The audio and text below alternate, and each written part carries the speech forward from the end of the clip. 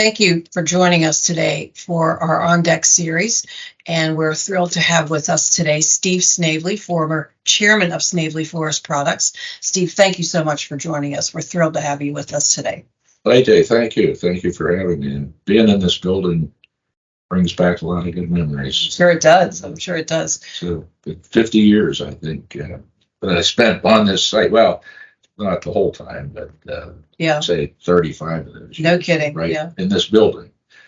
So it's nice. It's nice to be back. So thank you for having me. You're so welcome, and we're thrilled to have you. We're going to take a trip down memory lane, I think, today, aren't we? I hope so. About a month, maybe 2 months ago now, we had a fun day here at headquarters with some of your family members and some former colleagues where we went through some artifacts and some memorabilia. It was so cool to watch you guys bring in these boxes of really interesting old memorabilia from the days, decades, maybe century ago. Is that fair to say? Yeah, 120 years. Oh my goodness. 120 years. Yeah, I'm so proud to be part of a company that has that kind of a rich history. Talk to me about that day and how it felt to go through some of that history. Well, it was sad. I mean, everybody, there were 6 or 8 people at least that brought their specific memorabilia. And I'd spent a couple hours that morning going through stuff in the basement to try to pull what I felt would be of interest from a historical perspective.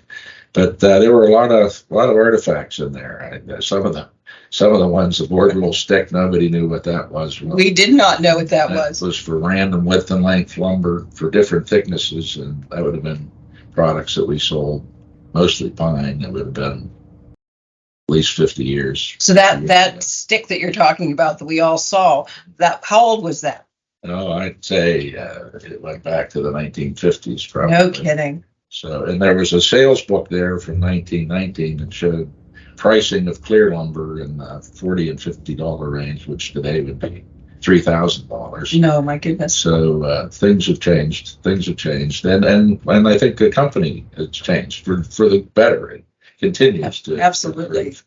improve. From a history perspective, what that artifacts brought back is really, we've had two eras, if you will. The Germain lumber era started in 1902 when the Germain brothers moved to Pittsburgh from Michigan. Their family had been in the lumber business since the 1700s.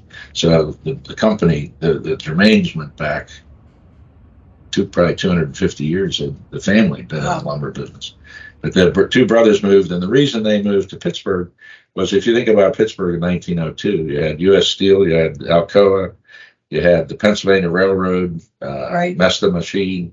You had a lot of heavy industry here. Mhm. And when the Germain brothers came down, their real goal was, we're going to establish an industrial supply of lumber. So the people I just mentioned would have been their primary customers, and the products they sold them would have been for crating of different items, blocking, scaffolding.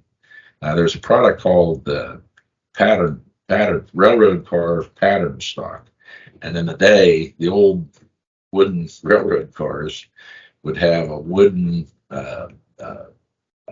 tongue and groove that went inside lined the inside of the car. They sold a lot of that type of product. Interesting. So it was an era that went from 1902 until really probably the mid 60s. And in the mid 60s, we'll say, began the Snavely era. And that extends through really to today. It continues today. But during that period, the company was transitioning from an industrial supply company where it was heavy industry in Pittsburgh and the eastern United States, really, to more the post World War II housing boom that started in the late 40s. And by 1960, mid 60s, remember, there's a picture of the House of Wood. Yes. And we transitioned, the company transitioned to supplying a lot of independent retail dealers. You had no Home Depot, you had no Lowe's. It was 90% of the product we sold would have been to the Pittsburgh tri-state area, including West Virginia and parts of Maryland, New York, Right. And East and Western Pennsylvania. We would have supplied them with what I would term as building materials for predominantly for new construction.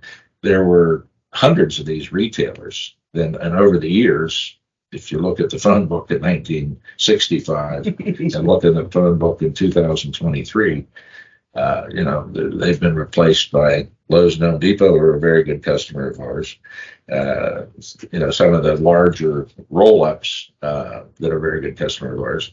And then only the strongest of the independents have survived during that period.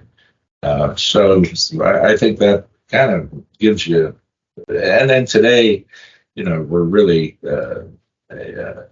we started with one distribution yard in 1960 and have grown into a multi-location distributor in many different parts of the country, and really specialize in non-commodity specialty building materials. Yeah. Not even, where the history is all forest products, is all lumber. Sure. If you look at the product mix today, it's probably 25% lumber, maybe 75% composites and reconstituted products.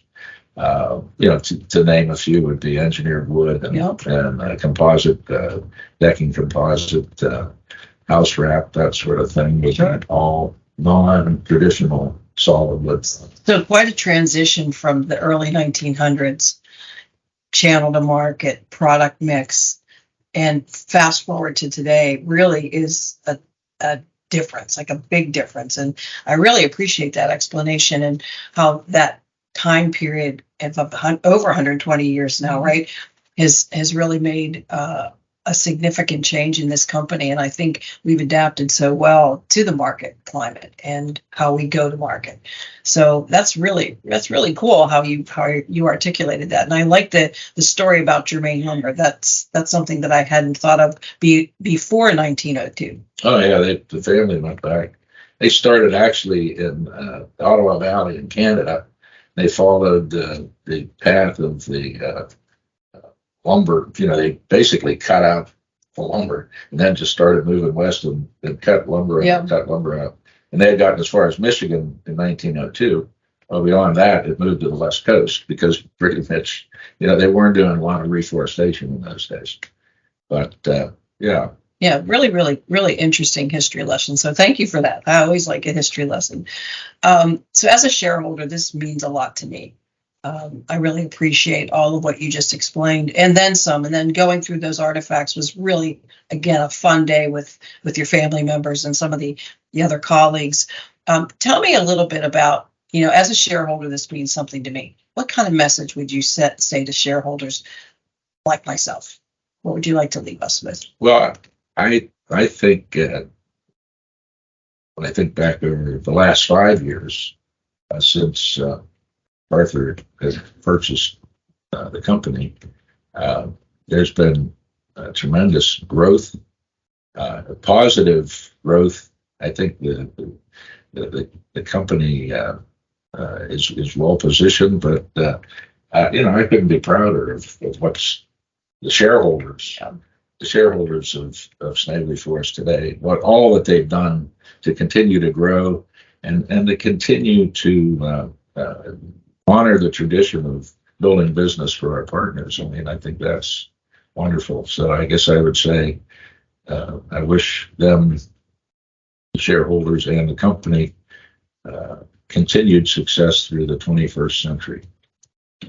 Wonderful way to end on that note. Thank you so much. Steve Snavely, we thank you again.